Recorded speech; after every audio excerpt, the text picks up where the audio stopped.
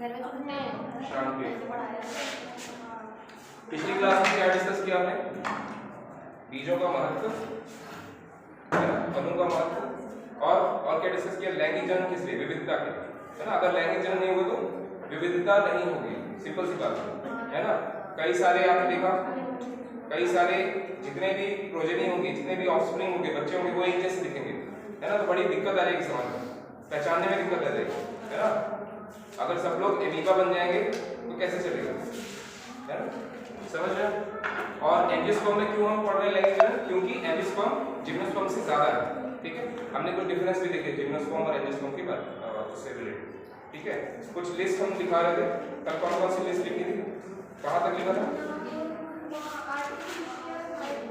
हाँ देखो, इस चैप्टर में हमें मोटे रूप से देखो होता क्या है, कोई भी मैंने देखा है टीचर, चाहे कहीं पे भी क्लास में वीडियो क्लासेस हो, चाहे कहीं पे भी मैंने देखा है, सारे टीचर्स क्या करते हैं ना, चैप्टर जब शुरू कराते हैं तो सीधा शुरू कर देते हैं, ठीक है। ये बोलना फर्स्ट से लेकर लास्ट तक बोलते हैं। कोई भी टीचर, बहुत ऐसा रेयर होगा जो मैंने देखा है कि कोई टीचर पूरे चैप्टर की समरी बताया है। जो कल का लेक्चर हुआ उसमें मैंने पूरी समरी बताई आपको। क्या समरी बताया मैंने? क्या समरी बताया कि इस चैप्टर को हमें प्रमुख रूप से दो भागों में पढ़ना है। कौन से दो भाग? एक तो फर्टिलाइजेशन से पहले और एक फर्टिलाइजेशन के बाद। निषेचन से पहले और निषेचन के बाद, समझ रहे हैं? निषेचन से पहले और निषेचन के बाद फर्टिलाइजेशन, ठीक है ना। ये प्री फर्टिलाइजेशन, निषेचन से पहले, ठीक है। यहां पे क्या आएगा? निषेचन, फर्टिलाइजेशन, और यहां क्या आएगा? पोस्ट फर्टिलाइजेशन, यानी निषेचन के बाद। इन तीन स्टेजेस में हमें प्रमुख रूप से इस पार्ट को पढ़ना है, ठीक है। क्यों मुस्कुरा रहे हो? लड़के तो नहीं आ रहे हैं, लड़के कल दो आए थे, आज नहीं है। कल जो है ना, बंदे होली छुट्टी हो जाएगी ना, कला लेके नहीं आना। कोई गाना भी है अगर तो थोड़ा बहुत अबीर वगैरह ले लेना, बाकी कला लेके नहीं आना, पानी वाला, ठीक है। फिर 9 तक छुट्टी रहेगी तो होगी। सोमवार को खुला है तो सोमवार को नहीं बुला रहे बच्चों को, एक दिन के लिए खुल रहा है, तो कल से छुट्टी हो जाएगी, फिर अपना 9 तारीख तक छुट्टी रहेगी, 10 को आना रहेगा।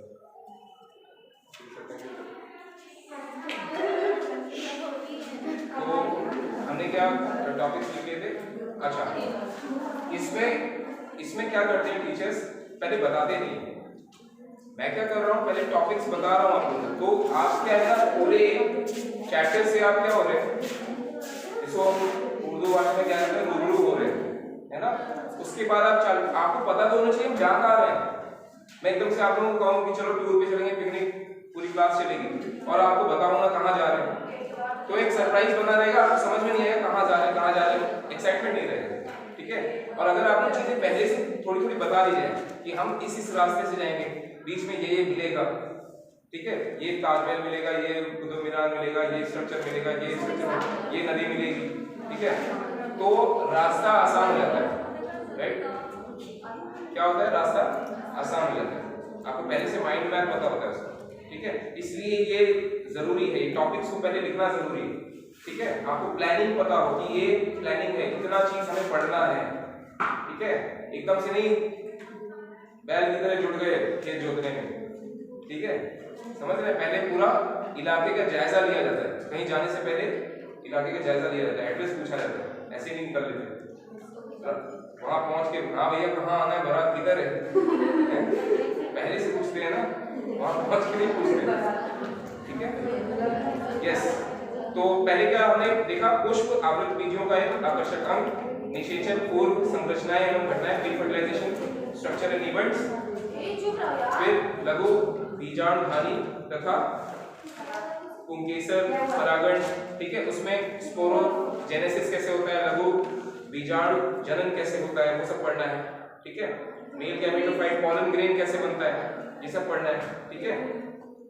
उसके बाद क्या पढ़ना है, मेल पार्ट पढ़ना है, फिर फीमेल पार्ट भी पढ़ना है। स्त्री केसर, गुरु बीजाणुधानी और भ्रूण कोश। ठीक है, जैसे वहां परागकोश पढ़ा वैसे ही स्त्री वाले पार्ट में, फीमेल वाले पार्ट में भ्रूण कोश पढ़ना है। ठीक है ना, ओवरी, स्टाइल, स्टिग्मा, ओवरी, और उसमें मेगास्पोरेंजियम, लघु बीजाणुधानी। ठीक है, गुरु बीजाणुधानी, लघु बीजाणुधानी। गुरु लघु मीन्स छोटा means pollen grains, male part, और बड़ा वाला पार्ट किसमें रहेगा, गुरु बीजाणुधानी, फीमेल पार्ट। ठीक है ना, उसमें बड़ा सेल रहता है। ठीक है, उसके बाद क्या है, परागण। परागण के प्रकार ऑटोगैमी, जिट्नोगैमी, सीनोगैमी, है ना। उसको क्या कहते थे, स्वयुग्मन, सजातपुष्पी, परनिषेचन। उसके बाद क्या करना है, कारक, परागण के कारक कौन कौन से थे, इंसेक्ट, विंड, एनिमल, बर्ड्स। ठीक है, ये सारे कारक क्या है, परागकण को ले जाके वर्तिकाग्र पे लेके जाएंगे। ठीक है ना, लैंड कराएंगे उसको, तब वो वहां से जर्मिनेट होगा और फर्दर निषेचन का प्रोसेस चालू होगा। ठीक है ना। उसके बाद आपने क्या लिखा था, आउटब्रीडिंग डिवाइसेस, वही प्रजनन युक्तियां। ठीक है, फिर पॉलिन क्रिस्टल इंटरेक्शन, पराग स्त्री केसर संकर्षण। ठीक है, पारस्परिक क्रिया जिसको कहते हैं। वहां पे आपको निषेचन के बारे में बताना है कि निषेचन कैसे हो रहा है, कैसे प्रोसेस चल रहा है निषेचन का। ठीक है, कैसे मेल गैमेट जो होता है, मेल सेल फीमेल एग के पास कैसे जाएगा और कैसे जुड़ के जाइगोट बनेगा। ठीक है, वो सब बताना। फिर उसके बाद कृत्रिम संकरीकरण, आर्टिफिशियल हाइब्रिडाइजेशन। अपने फायदे के लिए हम चुने हुए बीजों के बीच में फर्टिलाइजेशन करा के अच्छी वैरायटी के बीज पैदा कर सकते हैं, है ना। सीधी सी बात है, अच्छे बीज चुन के लाओ, तो इसको आर्टिफिशियल, कृत्रिम, बाहर से कर रहे हो, नेचुरल नहीं हो रहा है, बाहर से, है ना। फिर वो जो उनसे जो प्रोजेनी होंगी, जो उनके बच्चे होंगे, वो और ज्यादा सुपीरियर होंगे, अच्छे होंगे। ठीक है, अपने फायदे के लिए। इससे क्या होगा, मुनाफा ज्यादा मिलेगा। अच्छे फल, अच्छे बीज आप बेचोगे मार्केट में तो मुनाफा ज्यादा मिलेगा। प्लस अच्छे बीज, अच्छी क्वालिटी बीज होंगे, फल होंगे, सब्जियां होंगी, तो आप खाएंगे तो न्यूट्रिशन अच्छा मिलेगा, है ना। फायदे ही फायदे। तो आर्टिफिशियल हाइब्रिडाइजेशन ये पढ़ रहे, उसमें आप कैसे करते हैं, इमैस्कुलेशन, विपुंसन और बैगिंग, बोरावस्थाकरण। ठीक है, ये दो प्रोसेस बन गए। फिर डबल फर्टिलाइजेशन पढ़ना है। नेक्स्ट लिखिए, ई के बाद F, double fertilization. Double fertilization, अच्छा ये हो गया। अभी फर्टिलाइजेशन में हम लोग आ चुके हैं, तो इसमें क्या है, एफ पॉइंट लिखेंगे, डबल फर्टिलाइजेशन, डबल, दोहरा निषेचन, डबल फर्टिलाइजेशन। इसको क्या लिखेंगे, दोहरा निषेचन। लिखिए फटाफट, टॉपिक्स के नाम को जरूर लिखना, चैप्टर कभी स्टार्ट होगा।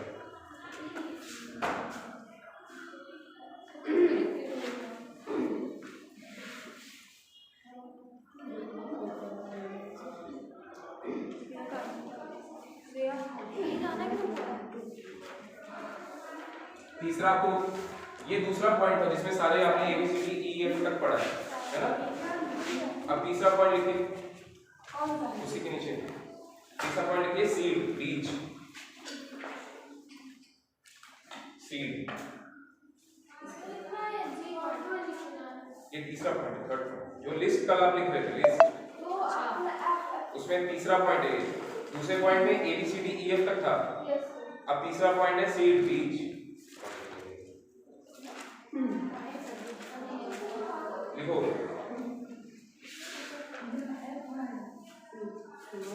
इसमें क्या क्या आपको समझना है, कुछ चीजें आपको इसमें समझनी है।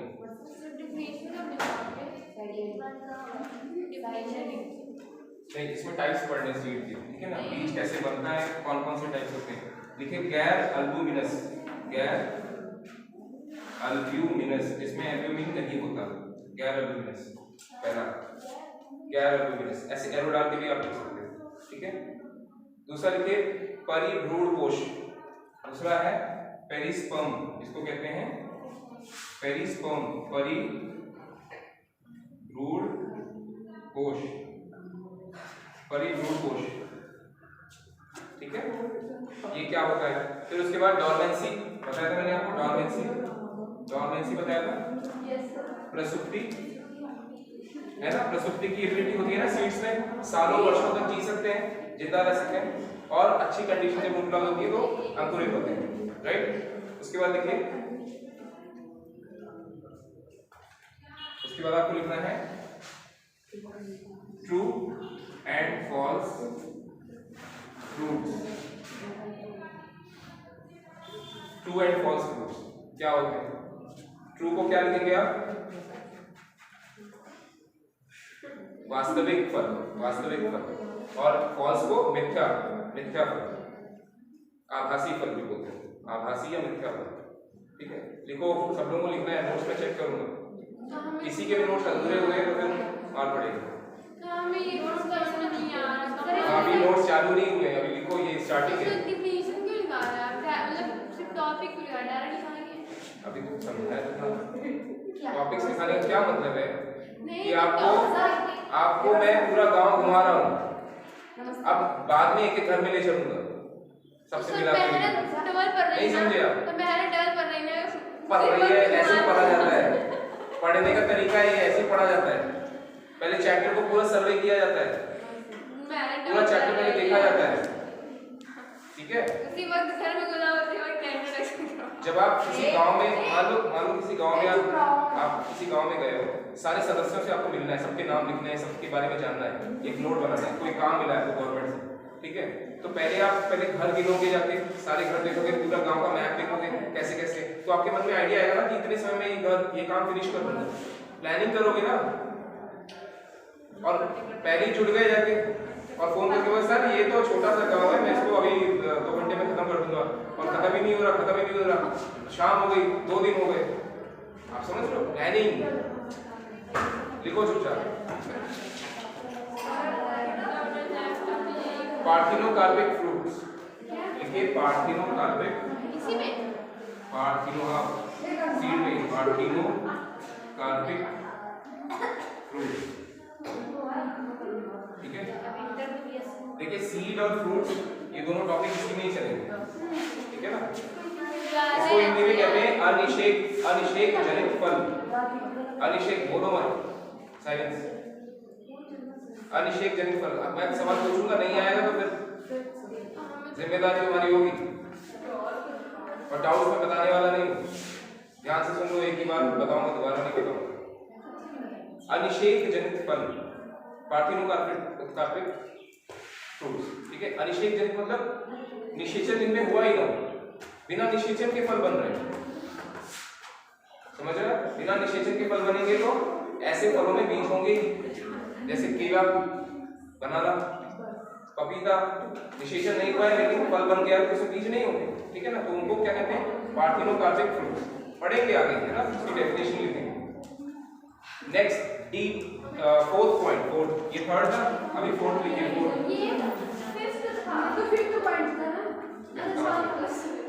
ये थर्ड पॉइंट था, थर्ड में ये सारे हैं, उसके बाद फोर्थ में लिखिए जल्दी फटाफट, एपोमिक्सिस एंड पॉलीएम्ब्रियोनी।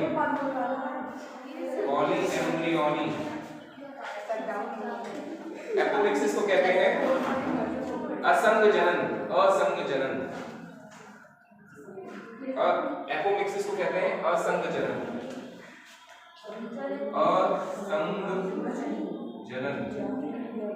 एपोमिक्सिस, ठीक है? असंग संग, बोला वाला सर हिंदी में सब लिखिए, हिंदी में भी, इंग्लिश में भी।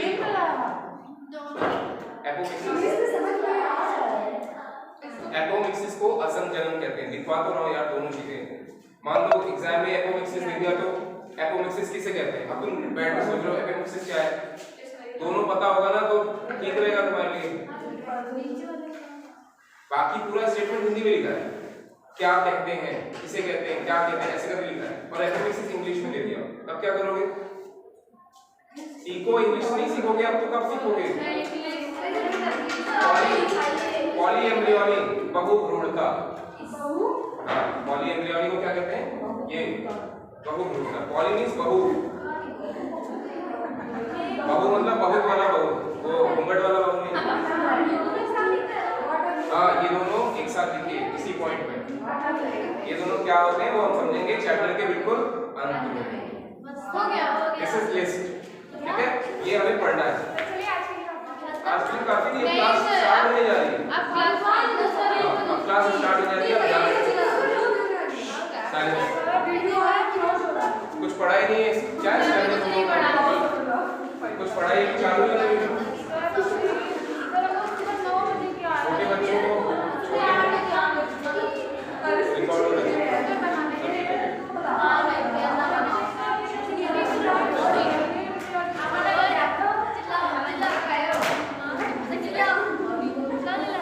कैसे मूर्ख बच्चे हो तुम लोग। ये सोचो जब ये YouTube में अगर सपोज फ्यूचर में मैंने कभी डाला, बस मेरा इरादा नहीं डालेगा, अगर मैंने डाला तो क्या इसमें तुम लोगों का इंप्रेशन आएगा कि महावीर प्रसाद द्विवेदी के बच्चे ऐसे मच्छी बाजार बना हुआ है, वो भी आ रहा है इसमें। मैं टैग करके लिखूंगा ये बनाने की आवाज़। चलिए चलिए बहुत अच्छी बात है, आप लोग बहुत अच्छा बोलते हैं। देखिए पहला सवाल लिखिए, अब नोट्स बनाइए। फूलों में लैंगिक जनन के क्वेश्चन लिखिए। फूलों में लैंगिक जनन के सहायक कारक कौन से होते हैं? फूलों में लैंगिक जनन के सहायक कारक कौन से कारक हैं जो फूलों में होते हैं और वो लैंगिक जनन में सहायक कारक? क्या होता है ऐसा फूलों में जो सहायता करता है उनको लैंगिक जनन करने में?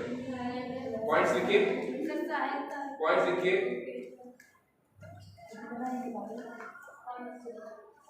उनकी सुगंध लिखिए। सुगंध पहला पॉइंट सुगंध। दूसरा पॉइंट विविध रंग तरह तरह के रंग जो होते हैं, हरे नीले पीले लाल।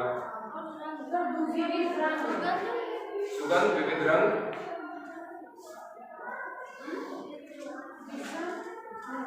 और दृश्य उनका कैसा होता है? आकर्षक दृश्य। जैसे मेरा है टीचर का आपके फूल जैसा फ्लावर।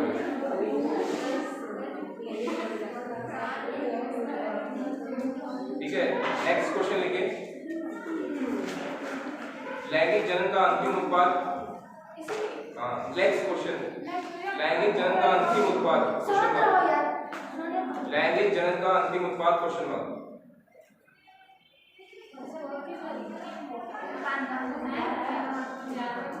लिखिए बीज और फल। उत्तर बीज और फल। तीसरा सवाल। सवाल नहीं लिखा है अभी, नोट्स वो क्लास भी चालू होगी इसके बाद। क्यों हम भाग्यशाली हैं? क्वेश्चन, क्यों हम भाग्यशाली हैं? हम भाग्यशाली हैं कि पौधों में लैंगिक जनन की क्षमता होती है। क्यों हम भाग्यशाली हैं कि पौधों में लैंगिक जनन की क्षमता होती है? ये क्वेश्चन मार्क। क्यों हम भाग्यशाली हैं? कहीं तो बताया तो विविधता। उत्तर लिखिए विविधता ब्रैकेट में वैरायटी। ये कारण है इसलिए हम भाग्यशाली हैं। वैरायटी के लिए वैरायटी। ठीक है, किसमें वैरायटी? एक उदाहरण लिखिए, फूलों फलों सब्जियों इन सब में वैरायटी विविधता। और दूसरा पॉइंट लिखिए पारितंत्र की स्थिरता। पारितंत्र वातावरण की स्थिरता, पारितंत्र की स्थिरता, इकोसिस्टम की स्थिरता। इसलिए हम भाग्यशाली हैं कि पौधे लैंगिक जनन कर सकते हैं। पौधे लैंगिक जनन करते हैं, इससे हमें वैरायटी मिलती है, विविधता मिलती है।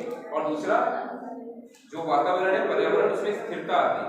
ठीक है, मजबूत होता है एनवायरनमेंट। वो आप पढ़ेंगे डिटेल एनवायरनमेंट वाला जो चैप्टर है ना, उसमें आप पढ़ेंगे। ठीक है, यस। डायग्राम कौन करेगा फूल का, फ्लावर का? कोई करेगा? आता है?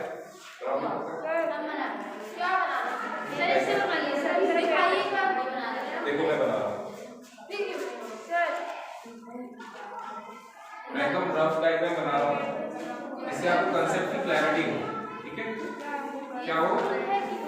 कंसेप्ट की क्लैरिटी।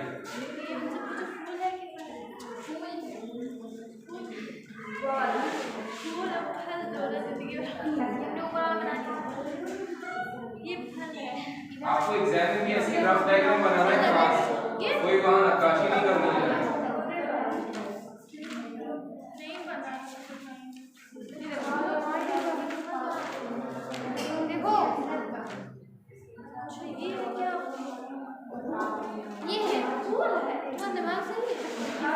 क्वेश्चन लिखा है तो उसका बनाना है।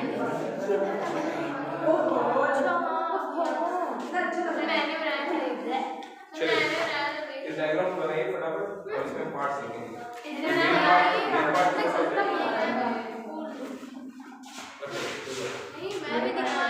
ये डायग्राम बनाओ नोट्स में, जो मैं नोट्स दिखाने जा रहा हूँ उसमें लिखो। ये देखो ऐसे का मैंने इसको बनाइए। मैं तो कंपनी का भी तुझे यही बनाया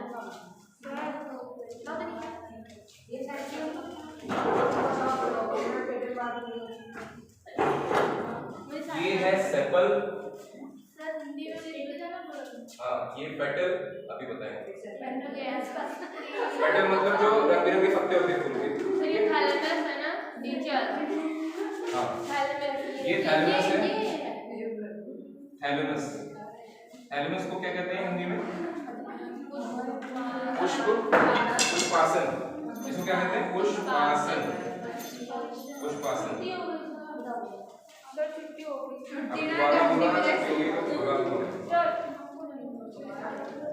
पुष्पासन। अब देखिए इसी पुष्पासन से दोनों अंग जुड़े हुए हैं। कौन कौन से? मेल पार्ट और फीमेल पार्ट। ठीक है, ये फीमेल पार्ट है और ये मेल पार्ट है। ठीक है, पुष्पासन से दोनों पार्ट जुड़े हुए हैं। ठीक है ना? इसको क्या कहते हैं? ये जो पार्ट है इसको क्या कहते हैं? पुंकेसर, पुंकेसर। इसको कहते हैं हम लोग स्टेमन, स्टेमन।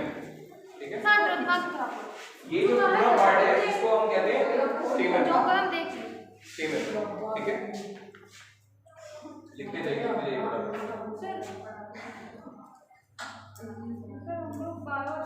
और ये जो है इसको कहते हैं ओवरी, जिसे हम जायम कहते हैं। इसको कहते हैं ओवरी, और इसको ओव्यूल कहते हैं। ओव्यूल बीच में है ओव्यूल। इसको जायम नहीं कहते, ओवरी को अंडाशय कहते हैं। अंडाशय लिखो लिखो। ये क्या है? स्टेबल। ये पूरा, इसमें दो पार्ट्स हैं, एक ये। ठीक है, इसमें कितने पार्ट्स हैं? 1 2 3। इसमें कितने इसमें कितने पार्ट्स हैं? 1 2 3। इसमें कितने हैं? 1 2। ठीक है, तो ये जो पार्ट है इसमें 3 पार्ट्स हैं। ये फीमेल पार्ट है। ठीक है ना? इसको क्या कहते हैं? फीमेल पार्ट को इंग्लिश में कहते हैं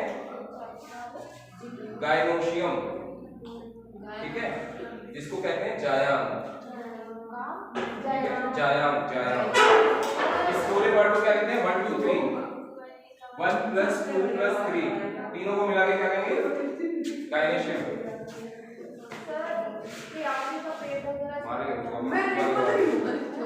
बिल्कुल शांत। फिर बीच में डिस्टर्ब ना करो। तो जाओ बाहर बैठो, जाओ घर जाओ। तुम्हारी टेक्निक से आगे से क्रॉस कर देना। नेक्स्ट स्टेट मैच वगैरह ऐसे। देखो, अगर एक बच्चा भी बैठेगा क्लास में तो मैं पढ़ाने वाला हूं और जितना मैं सोच के आया उतना पढ़ा के जाऊंगा। ठीक है, क्या है? ये क्या है? फीमेल पार्ट है और स्टेमन क्या है? पुंकेसर। ये क्या है? मेल पार्ट है। ठीक है,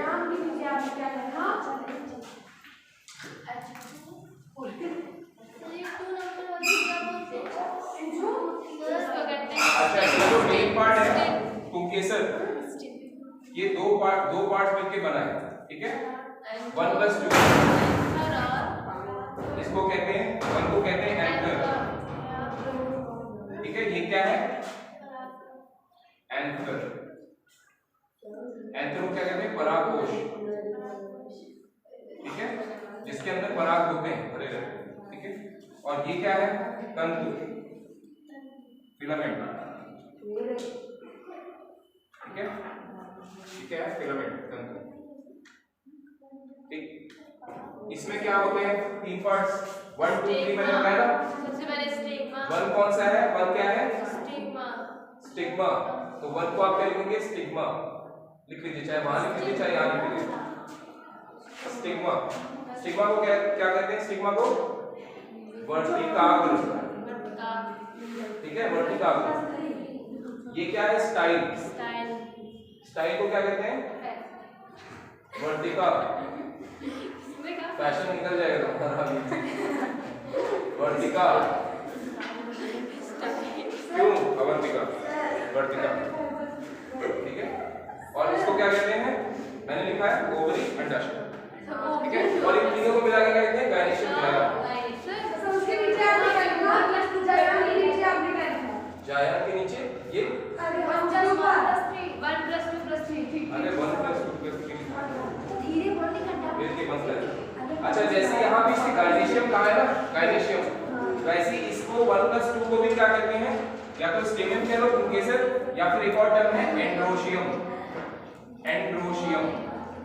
और इसको क्या कहते हैं? एंड्रोशियम को क्या कहते हैं? एंड्रोशियम को क्या कहते हैं? पुमंग, पुमंग। तो यदि आपसे कोई पूछे कि मेल पार्ट को क्या कहते हैं? पुमंग, एंड्रोशियम, और फीमेल पार्ट को क्या कहते हैं? गायनेशियम। पुमंग, पुमंग किसका पार्ट है? मेल पार्ट, और जाया किसका पार्ट है? फीमेल पार्ट, ठीक है। पुमंग में कौन कौन से पार्ट्स होते हैं? 2 पार्ट होते हैं, एक तो तंतु और एक एंथर, परागकोश। और जाया में कितने पार्ट होते हैं? 3 पार्ट, वर्टिका, वर्टिका और अंडाशय। Stigma, style, ovary, stigma, style, ovary.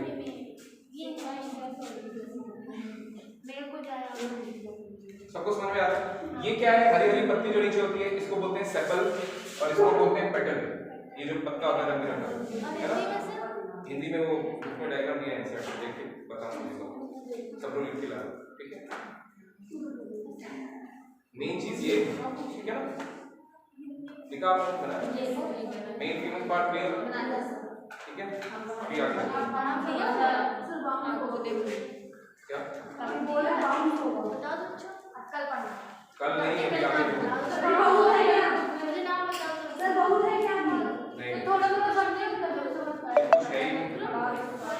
Next heading डालिए। ये डायग्राम बनाया सबने? क्लियर में कर रहे हो ना? हाँ, नेक्स्ट हेडिंग डालिए, पुंकेसर। नेक्स्ट हेडिंग पुंकेसर, कॉमन लघु बीजांड ध्वनि, पुंकेसर, लघु बीजांड ध्वनि और परागकण। क्या कहेंगे? स्टेमेन, माइक्रोस्पोरेंजियम और पॉलन ग्रेन, ठीक है। नेक्स्ट हेडिंग क्या है?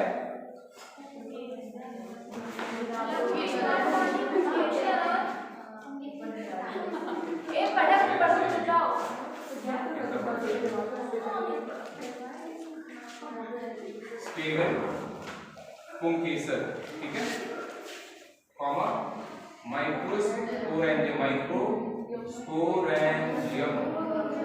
माइक्रोस्पोरेंजियम क्या कहते हैं? लघु, ठीक है, इसको लिख लेना, comma pollen grain, pollen grain, ठीक है, परागकण, परागकण, ठीक।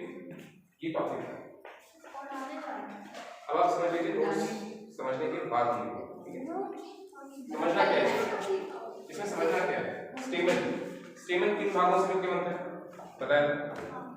पुंकेसर 2 भागों से, 1 + 3। कौन कौन से?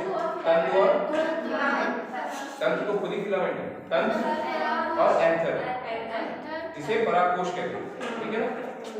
तंतु और दूसरा कौन सा है? परागकोश, ठीक है, इसको एंथर कहते हैं। और एंथर के अंदर क्या रहता है? Pollen grain. एंथर के अंदर तंतु क्या करता है? सपोर्ट स्ट्रक्चर प्रोवाइड करता है। तंतु कहां से जुड़ा रहता है? थाइलस से, है ना? उसमें एंथर रहता है, एंथर के अंदर पॉलन ग्रेन रहता है। तो ये क्या चीज है? लघु बीजाणु ध्वनि। लघु बीजाणु ध्वनि क्या है? एक्चुअल में लघु बीजाणु ध्वनि इसके अंदर हम पढ़ेंगे एक कंपार्टमेंट होता है छोटा, जिसके अंदर परागकण भरे होते हैं। स्टेमन है, स्टेमन के अंदर क्या है, परागकोश है, परागकोश के अंदर क्या होता है, माइक्रोस्पोरेंजियम, एक चैम्बर टाइप होता है कंपार्टमेंट। मेन कंपार्टमेंट वही होता है, ये लघु बीजाणुधानी, और उसके अंदर क्या होते हैं, पॉलन ग्रेन्स भरे हुए सब। ठीक है, समझ में आ रहा है? अब आप समझिए कि यदि हम पुंकेसर को, एंथर को अगर कट करेंगे ऐसे ट्रांसफर सेक्शन, ब्लेड से आप कट करो और ऊपर से देखो तो उसमें 4 कंपार्टमेंट्स आपको दिखेंगे। ठीक है, 4 कंपार्टमेंट्स दिखेंगे। कैसा होता है इसका स्ट्रक्चर, लगभग कुछ इस तरीके से होता है।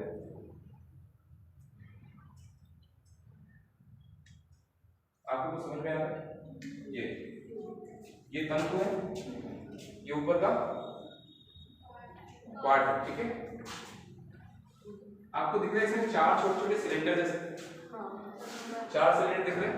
इसमें जो एक सिलेंडर है ना, इसको कहते हैं लघु बीजाणुधानी। क्या कहते हैं, लघु बीजाणुधानी। और उसी के अंदर क्या भरे रहते हैं, पॉलन ग्रेन्स।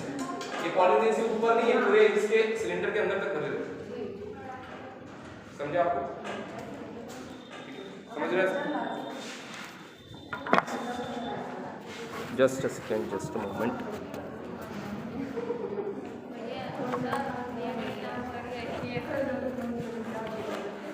कहाँ गया यार?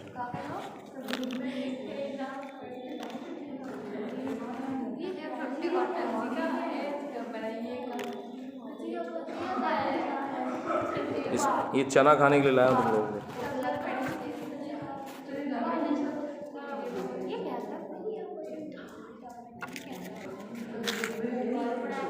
देखिए मैंने क्या बताया, 4 सिलेंडर। ठीक है, ये इस तरीके से रहते हैं। क्यों बनाया, बैठे बैठे या सुबह बनाया, मैं सोचा बना के फिर समझाऊंगा तो ज्यादा समझेंगे। आप देख रहे हो, ये एक एंकर है, ये एक एंकर है, ऐसे फिलामेंट लगा हुआ है। देखिए जैसे मेरा हाथ है ना, ये फिलामेंट है और ये एक एंकर है। आप देख रहे हो, मैंने कट किया तो ऐसे दिखता है, 4 सिलेंडर्स दिखते हैं, है ना, और इनमें पॉलन ग्रेन्स भरे होते हैं, जैसे चने भरे होते हैं, खाते हैं ना लोग, है ना, तो वैसे ही होता है। स्ट्रक्चर क्लियर है? अच्छा, ये क्या है, एक, अगर मैं एक को उठाऊं तो ये क्या है, लघु बीजाणुधानी।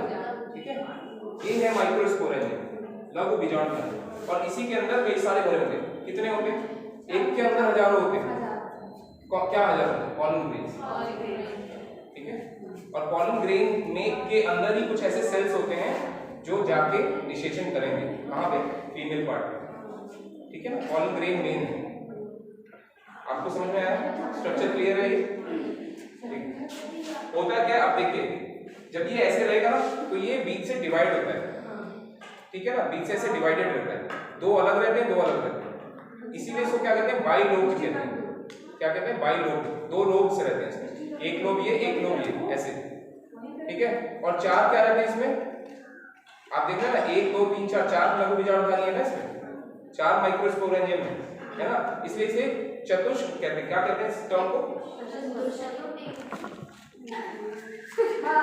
चतुर्विधि कहते हैं। मैं आपको हिंदी का टर्म लिख के लाया हूँ, तो कहते हैं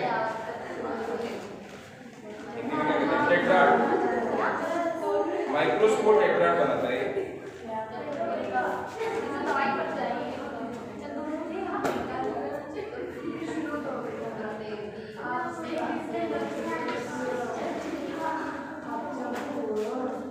हाँ, एक चतुष्क बनाता है। ठीक है, क्या बनाता है, ये देखो 4 माइक्रोस्पोरेंजियम है, 4 लघु बीजाणुधानी है इसमें, है ना, 2 एक तरफ रहती है और 2 एक तरफ रहती है, और ये दोनों 2 लोब्स में डिवाइड रहते हैं, यानी एक लोब इधर है, एक लोब इधर है। ठीक है ना, एक लोब, ये पूरा एक लोब है, ये पूरा एक लोब है, और एक लोब में 2 लघु बीजाणुधानी है और दूसरे लोब में 2 लघु बीजाणुधानी, यानी टोटल 4 लघु बीजाणुधानी, इसलिए इसे चतुष्क भी कहते हैं इस स्ट्रक्चर को। ठीक है, तो क्या कहेंगे, एंथर चतुष्क भी होता है और बाइलोब भी होता है, 2 लोब्स होते हैं और 4 लघु बीजाणुधानी होते हैं, 4 लघु बीजाणुधानी होते हैं, इसलिए इसको चतुष्क कहते हैं, एंथर को। ठीक है, समझ रहे आप, 4 लघु बीजाणुधानी होते हैं इसलिए इसको चतुष्क कहते हैं, और 2 लोब्स होते हैं इसलिए बाइलोब कहते हैं। By means 2।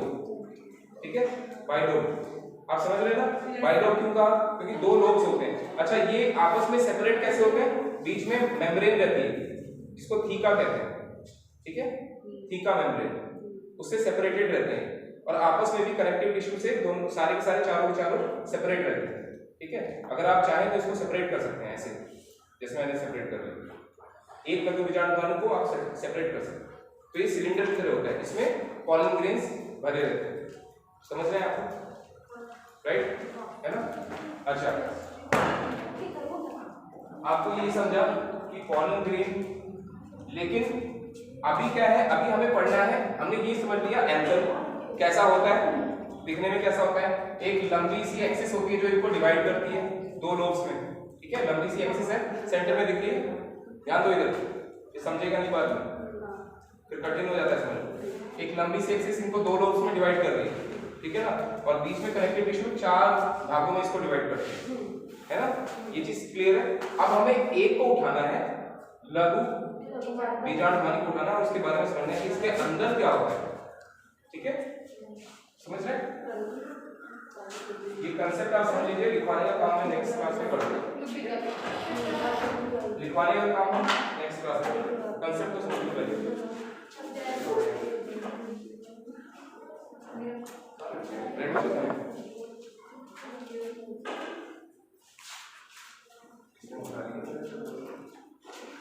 वो देखो नियमावली का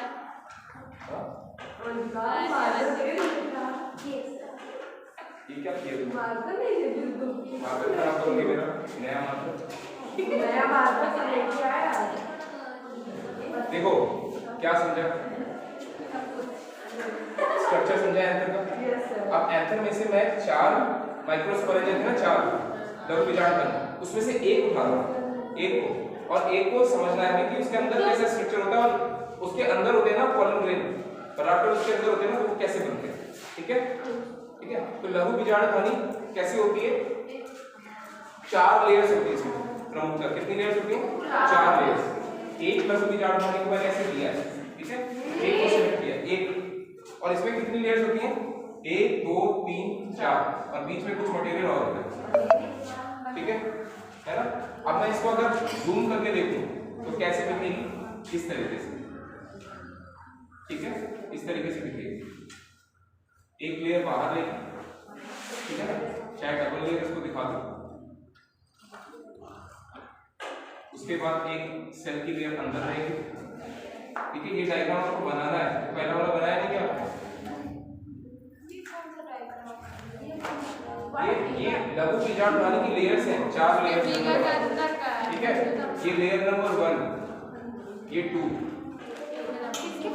उसके बाद एक लेयर और होती है, इसको कहते हैं लेयर नंबर 3, फिर उसके बाद एक लेयर होती है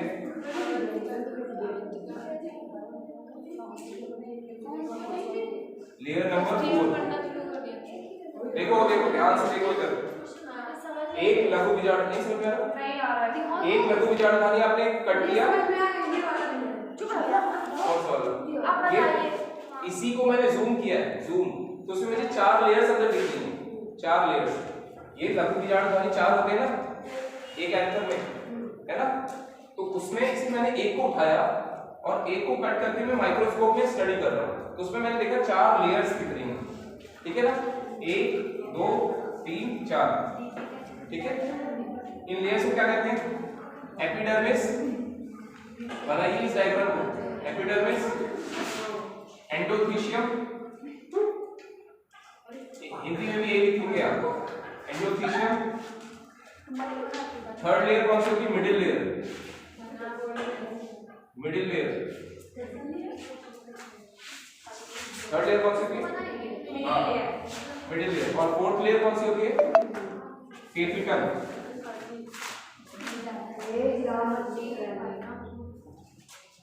ठीक है, ये बना रहे हैं, और इसका डायग्राम बना रहे हैं लघु बीजाणु ध्वनि का। ठीक है, लघु बीजाणु ध्वनि का हम बना रहे हैं, इसको कहते हैं माइक्रोस्पोरेंजियम। एक लघु बीजाणु ध्वनि को हम लोग डिटेल में पढ़ रहे हैं, उसकी चार लेयर्स होती है, 1 2 3 4। एपिडर्मिस, एपी मतलब ऊपर वाली, सबसे ऊपर वाली एपिडर्मिस, उसके अंदर वाले